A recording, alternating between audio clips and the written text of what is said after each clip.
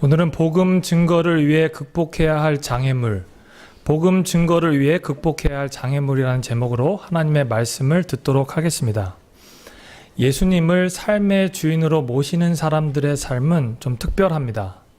자기 삶에 여러 가지 가치관이 있지만 예수님이 삶의 주인이면 예수님이 기뻐하시는 것, 또 예수님이 원하시는 것에 모든 것에 초점을 맞추고 살아갑니다. 이전에 자기가 살았던 삶의 많은 부분들을 버리고 이제 예수님이 기뻐하시는 모습으로 살아가게 되는 그런 모습을 보게 됩니다. 오늘 말씀에서 읽었던 사도 바울, 이 주인공이었던 사도 바울의 삶이 그렇지 않았습니까?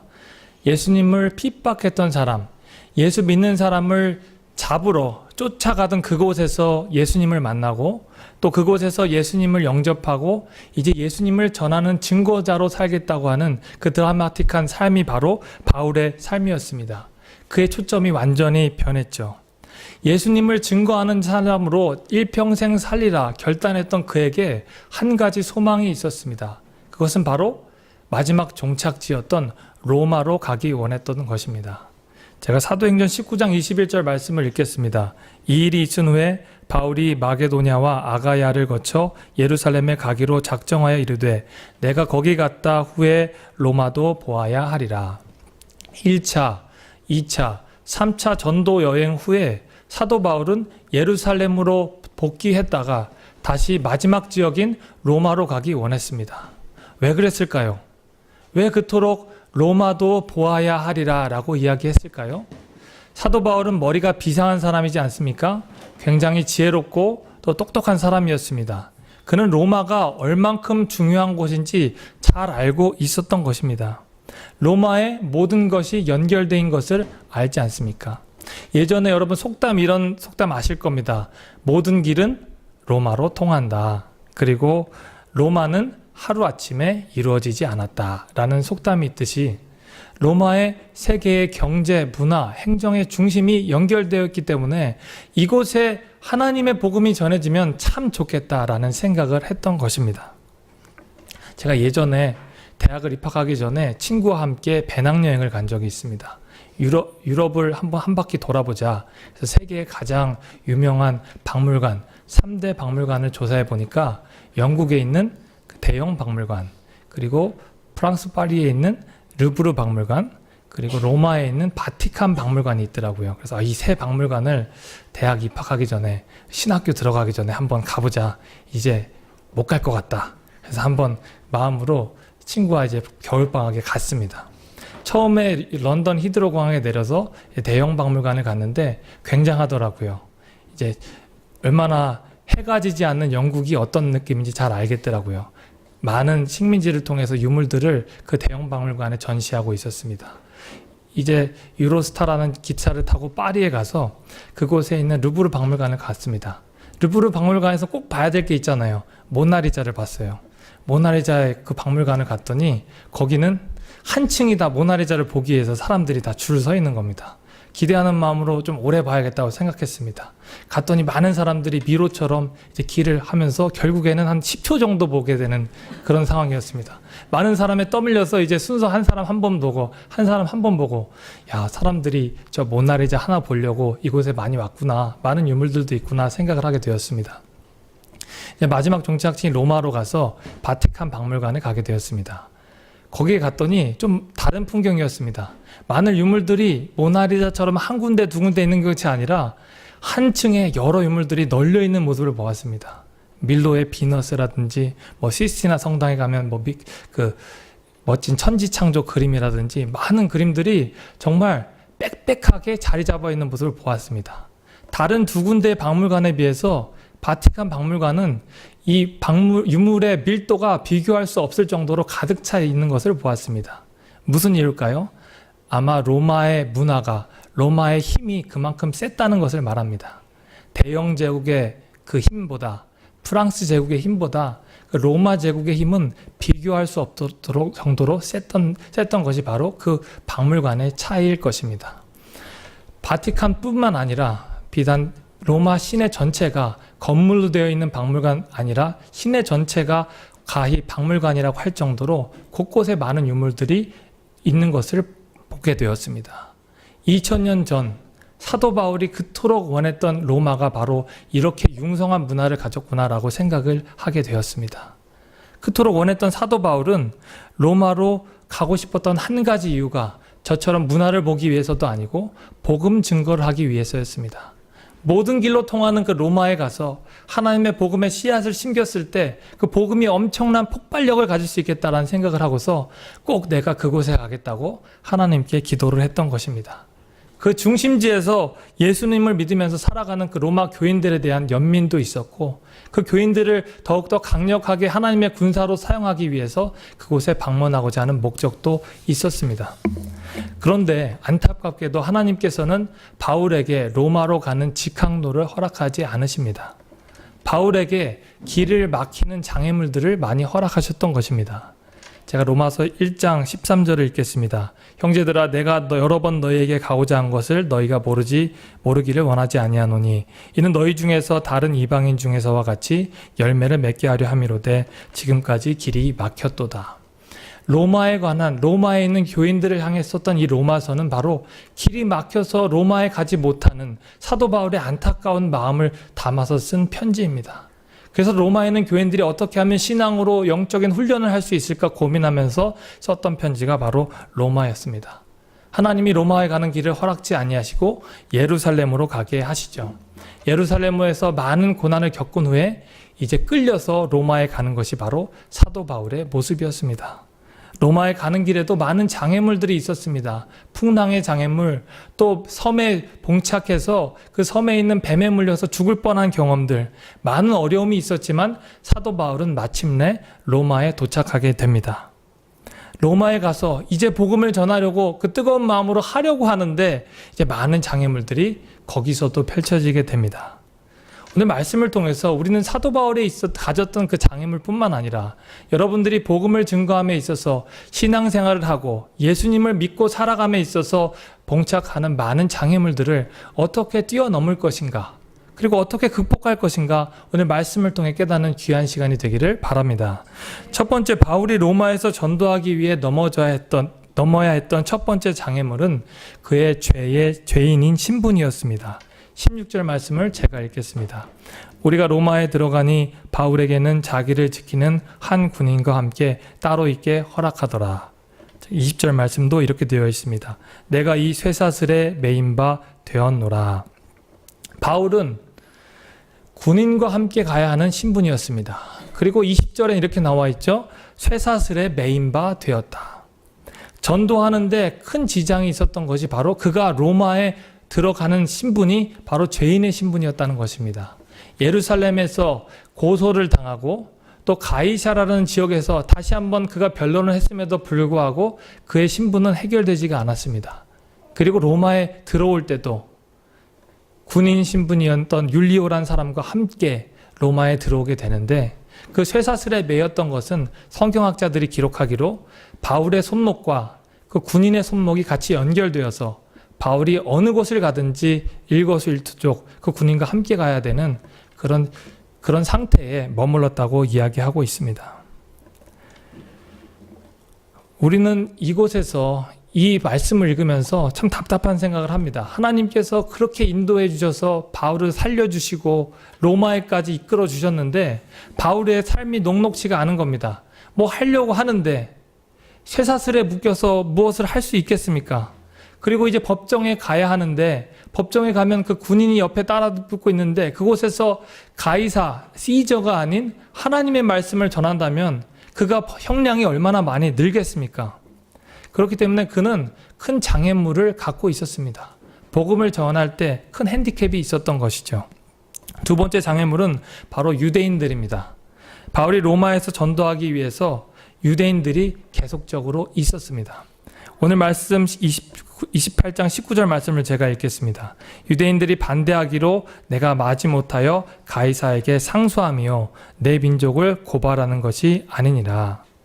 동족이 참 좋잖아요. 같은 민족이랑 함께 잘하면 좋은데 이 민족 안에 갈등이 있었기 때문에 사도 바울이 하나님의 복음을 전파하는데 큰 장애가 있었습니다.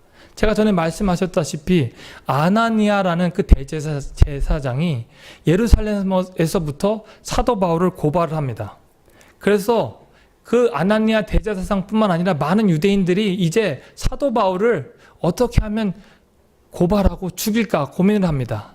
사도행전 21장부터 27장에는 내용이 대부분 법정에서의 내용입니다.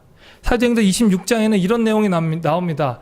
그 사람들이 얼마나 죽이려고 하는지 유대인들 중에 바울을 죽이지 않고는 내가 먹지도 마시기도 아니하겠다라는 사람들이 생기게 된 겁니다. 이제 바울을 죽이기 위해서 결사된 그 결사단 같은 사람들이 이제 진을 치고 바울을 공격하게 되었습니다. 자기 동족이라면 이제 치가 떨릴만 합니다. 그리고 자기를 이방인의 사도로 하나님이 부르셨기 때문에 그곳을 훌훌 털고 이제 로마에 가면 나는 이제 유대인이랑 볼 것이 없다. 한국에서 한국 사람한테 많이 사기도 당하고 힘든 일 겪어서 난 이제 미국에 오면 한국 사람은 다시 안 볼래. 이제 미국 교회 다닐 거야. 그런 분들 계시잖아요. 그런 것처럼 이제 더 이상 자기 민족이랑은 연관시키지 않겠다라고 생각하시는 분도 계신데 그런 바울의 모습이 바로 떠오르게 됩니다. 그런데 오늘 말씀 보니까 사도 바울을 괴롭혔던 그 유대인들이 사도 바울을 왜 그렇게 싫어했을까? 성경 말씀을 찾아보았습니다. 제가 24장 5절 말씀을 보겠습니다. 우리가 보니 이 사람은 전염병 같은 자라 천하에 흩어진 유대인들을 다 소유하게 하는 자요 나사렛 이단의 우두머리라 이렇게 기록하고 있습니다. 유대인을 다 소유하게 하는 자, 잠잠히 하나님 잘 믿고 있는데 유대인들을 자꾸 괴롭혀가지고 선동해서 하나님의 아들이라고 칭하는 예수를 믿으라고 하고 율법 잘 지키고 있는데 율법에 어긋난 행동, 율법보다 더 큰 예수님의 사랑이 있다고 하면서 이단의 행동을 하는 것이 너무나도 꼴보기 싫었던 것입니다. 유대인들의 기대하는 그 메시아는 다윗의 조상이면서 경제와 행정, 정치를 부흥시킬 만한 그 거룩한 성군이 나타나야 하는데 나사렛이라는 그 시골에서 태어나서 보잘것없이 33년간 살다가 죽어가서 그 사람들이 주장하는 그 부활을 했다는 그 예수가 과연 진짜 그리스도인지 그들은 믿기 싫었던 것입니다. 예수님을 믿는다고 해서 그들의 삶이 달라진다고 생각을 하지 않았기 때문입니다. 그래서 예수님을 철저히 핍박했습니다. 예수님을 따라다니면서 괴롭혔던 것입니다. 구약 성경에 다윗을 괴롭혔던 그 시므이처럼 다윗이 어느 곳에 갈 때든지 다윗에게 돌을 던졌던 그 시므이처럼 유대인들은 바울이 가는 곳마다 바울을 괴롭히며 그에게 그를 죽이려고 했습니다. 여러분, 누가 여러분을 집요하게 공격하고 괴롭힌 경험이 있으십니까? 요즘은 물리적으로 육신적으로 하는 그 괴롭힘이 아닌 인터넷상에서 온라인상에서 가상의 여러분의 신상을 공격하는 사람들이 얼마나 많습니까? 허위 정보를 누설하고 또 음해한 음해를 하고 또 여러 가지 일들을 하면서 여러분을 온라인상에 여러분의 그 신상을 괴롭히는 경험이 많이 있습니다. 한국 프로야구에서 유명한 홈런 타자이고 메이저리그에 진출했던 경험이 있는 박병호라는 선수가 있습니다. 그 선수만큼 홈런을 잘 치는 선수가 드문 것 같습니다. 그 선수가 가는 곳마다 따라다니면서 그를 괴롭혔던 네티즌이 있습니다. 그의 이름은 바로 국민 거품 박병호입니다. 자기가 볼 때 박병호 선수는 거품 덩어리라는 겁니다. 목동이란 작은 경기장을 쓰면서 홈런을 치는 것이지 실제로는 실력이 형편없는 사람이라는 겁니다. 그래서 그가 5년 동안 박병호 선수가 5년 동안 활약할 동안 그가 올라오는 기사들마다 약 4만 2천 건의 댓글을 달면서 그를 조롱하고 실력을 폄하하고 비아냥거렸습니다. 여러분이 가는 곳마다 따라다니면서 그렇게 비아냥거리면 여러분 참을 수 있겠습니까? 그 선수의 성품이 상당히 좋아서 5년간 아무 대응도 하지 않고 참아왔습니다. 그런데 너무 지나친 거예요. 계속 하다가는 어떻게 할 수가 없으니까 그가 올해 그 국민 거품 박병호 국거박을 고소했습니다. 그도 사람이니까, 그도 견뎌야 하니까 고소했던 것입니다. 어느 누구도 고소하는 그 선수를 비난할 수 없었습니다. 왜냐하면 그동안 그가 받았던 상처가 너무나 컸기에 고소하는 것은 당연한 수순이라고 생각했기 때문입니다. 이런 물리적인 장애들, 정신적인 장애들, 나를 핍박하는 사람들, 이 경험을 사도 바울이 똑같이 했습니다. 그런데 사도 바울은 자기를 공격하는 사람들을 찾아갔던 사람입니다. 오늘 말씀을 보면 유대인들을 버리고 이제 이방인의 사도로 로마에서 전도할 수 있음에도 불구하고 자기 발로 유대인의 지도자를 찾아갔던 것이 사도 바울의 모습입니다. 그 지도자를 만나서 자기의 진정성, 여러분이 믿는 하나님과 내가 믿는 하나님은 동일한 하나님이십니다. 그 하나님의 아들 예수 그리스도가 내 안에 오셨기 때문에 내가 더 이상 예수님을 핍박하는 그 눈에서 예수님을 전하는 눈으로 눈이 띄어진 겁니다. 나는 똑같은 사람이라고 증명하는 것이 바로 오늘 말씀입니다. 그에게 무언가 다른 것이 있지 않았겠습니까? 그는 우리와 똑같은 성정을 가진 사람이었는데 어떻게 나를 핍박하는 사람들에게 자기 발로 찾아가서 하나님의 말씀을 전하고 그들에게 복음 전할 수 있는 전도의 문을 열게 해준 것입니까? 뭔가 다른 것이 있지 않겠습니까? 어떻게 자기 죽인 사람을 사랑하고 양아들로 맺었던 사랑의 원자탄이었던 그 손양원 목사님 같은 그 마음이 사도 바울에게 있었는가? 우리가 생각해 보아야 할 필요가 있습니다. 오늘 말씀 20절에 이렇게 기억하고 있습니다. 이러므로 너희를 보고 함께 이야기하려고 청하였으니 이스라엘의 소망으로 말미암아 내가 이 쇠사슬에 매인 바 되었노라. 26장 7절을 읽겠습니다. 이 약속은 우리 12지파가 밤낮으로 간절히 하나님을 받들어 섬김으로 얻기를 바라는 바인데 아그리빠 왕이여 이 소망으로 말미암아 내가 유대인들에게 고소를 당하는 것이니이다. 아멘. 이 두 구절 말씀 통해서 동통된 단어가 있습니다. 바로 소망입니다. 첫 절에 나온 내가 이스라엘의 소망으로 말미암아 이 쇠사슬에 매이게 되었습니다. 두 번째 구절 내가 이 소망으로 말미암아 유대인들에게 고소를 당하나이다. 소망이 있었기 때문에 내가 기꺼이 일을 감당할 수 있는 것입니다. 사람은 소망으로 살아간답니다. 아무리 이민사회가 힘들어도 여러분의 자녀가 무럭무럭 자라가는 모습을 보면 이 정도 참을 수 있어 하시지 않습니까? 아무리 생활이 퍽퍽하고 힘들어도 여러분의 그 사랑하는 애인 여자친구가 카톡을 날리면 또 참아낼 수 있지 않습니까? 그런 것처럼 소망을 가지고 누군가는 다 살아가고 있다는 겁니다. 그런데 사도 바울이 말하는 이 소망이 우리가 갖고 있는 이 소망과는 좀 차원이 다른 소망이었던 것 같습니다. 이스라엘의 소망으로 말미암아 내가 쇠사슬도 매이고 이 소망으로 말미암아 내가 고소도 당해보고 이런 경험을 하게 된다는 것입니다. 저는 제 옆집에 인도 목사님이 살고 있습니다. 인도에서 예수님을 믿는 거 쉽지 않습니다. 힌두교가 95% 이상을 차지하고 있기 때문에 이제 예수님을 믿는 것 자체가 법적으로는 거의 불가능한 수준입니다. 그곳에서 예수님을 믿고 살아가는 것 자체가 은혜요. 이게 사도행전 29장이 있으면 아마 그분이 그런 말씀을 적어야 되지 않나 생각을 하게 되었습니다. 목사님이 이렇게 얘기를 하는 거예요. 나 예수님 때문에 감옥 갔다 왔는데 너무 자연스럽게 얘기를 하는 거예요. 미국에서는 그런 경험을 하기가 어렵지만 예수님 때문에 감옥 갔다 오는 거 인도에서는 예수님 믿는 사람은 당연한 한두 번 경험하는 거라는 겁니다. 예수님 때문에 고소를 당하고 또 예수님 때문에 쇠사슬에 매이는 것 경험하지 않고는 쉽지 않은 일인데 그 소망이 있기 때문에 그것을 이겨나갈 수 있다는 것입니다. 바로 그 소망이 무엇입니까? 유대인들이 가졌던 그 소망과 그리스도인이 가졌던 그 소망의 차이점이 바로 무엇입니까? 바로 오셔서 우리 가운데 역사하시고 바울에게 역사하셨던 예수님 아닙니까? 그 예수님 바라보고 그가 이겨나갔던 것입니다. 예수님의 부활과 십자가 사건, 그 예수님께서 내 안에 오셔서 내 죄들을 씻겨주시고 나를 구원해 주신 그 구원의 은혜에 감사해서 나를 그렇도록 핍박했던 그 사람들, 나도 옛날에 그런 모습이 있었지. 나도 옛날에 그렇게 죄인 중에 괴수처럼 예수 믿는 사람들 핍박했지. 내가 받는 핍박 이거 아무것도 아니야. 나는 그 사람들 사랑할 수 있어 라고 고백하는 그 소망이 바로 바울의 소망이요. 그들이 다시 주님 전에 나와서 이스라엘이 예수님 믿고 구원받게 하려는 소망이 바로 바울의 소망이었던 것입니다. 그 소망이 바로 예수님이 하셨던 소망이지 않습니까?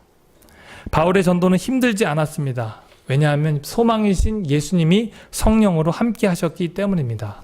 바울은 로마서에 이렇게 고백합니다. 소망이 우리를 부끄럽게 하지 아니함은 우리에게 주신 성령으로 말미암아 하나님의 사랑이 우리 마음에 부은 바 됨이니. 아멘.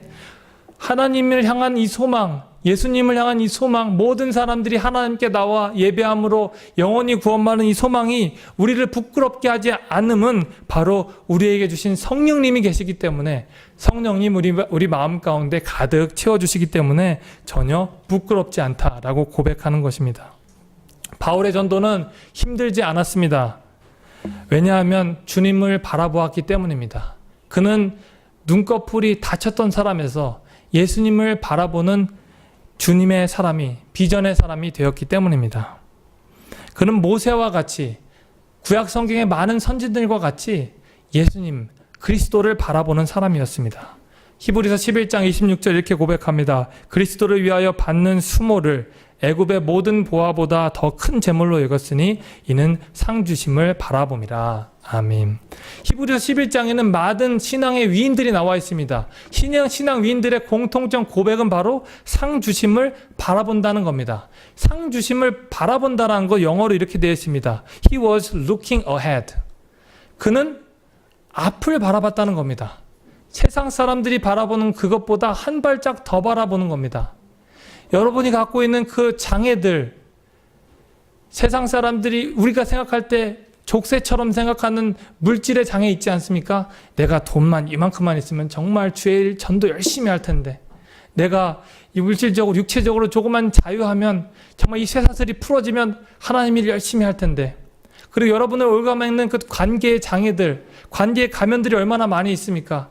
여러분을 갈등하게 하고 힘들게 하는 그런 가면들을 여러분이 앞을 내다보고 looking ahead, 앞을 본다면 여러분은 다른 시각을 가지고 하나님의 일을 할 수 있게 되는 겁니다. 아, 사탄이 나를 관계 속에서 이렇게 힘들게 하는구나. 나를 갈등하게 하는구나. 나와 내 친구와 나와 내 가족과 이런 갈등을 통해서 사탄이 나를 이기려고 하는구나. 나는 그 앞을 바라봐야지. 그 앞에 계신, 내 위에 계신 하나님의 아들 예수님, 또 나를 지켜주시는 성령님 바라봐야지. 그런 마음으로 살아간다면 우리는 능히 우리와 같은 장애물, 엄청나게 높여 있는 장애물들을 이겨나갈 수 있다는 것입니다. 출애굽의 시기에, 광야의 시기는 고난의 시기였습니다. 바라볼 것이 없는 이 광야에서 하나님이 왜 우리를 이렇게 보내서 굶어 죽게 하시는지 이스라엘 백성들은 한탄했습니다. 이스라엘 백성들이 바라본 것은 바로 그들의 지도자 모세였습니다. 그들은 모세를 보면서 모세에게 죄를 묻습니다. 당신이 애굽에서 잘 살고 있는 우리들, 고기도 먹고 또 우리가 비록 하인으로 종으로 있었지만 먹고 잘 살았던 우리를 이 광야에까지 이끌어서 우리를 죽게 하였다라고 모세를 비난합니다. 모세는 백성들을 바라보지 않고 하나님을 바라봅니다. 하나님께 나아가서 기도합니다. 하나님, 이 백성들을 살려주시옵소서. 불뱀에 밀려서 죽을 수밖에 없는 이 백성들을 살려주시옵소서. 하나님께서 모세에게 지혜와 대책을 허락하십니다. 그것은 바로 놋뱀을 매달아, 놋뱀을 장대에 매달아 하늘 위에 달라는 것입니다. 그리고 그 장대를 바라보게 하라는 것입니다. 그러면 백성이 살리라. 하나님이 말씀하셨습니다. 모세는 그 말씀에 순종하여 백성들에게 나아갑니다. 여러분, 이 놋뱀, 장대 위에 달린 이 놋뱀을 보십시오. 이 놋뱀을 보면 여러분의 치유가 될 것입니다. 그 독들이 빠져나가게 될 것입니다. 많은 백성은 한탄하면서 비난하고 모세를 욕했습니다. 말이 안 되는 이야기니까 나를 치료해달라고 했더니 결국 이 불뱀에 물린 나를 놋뱀 위에 달린 저 장대를 바라보게 하라고?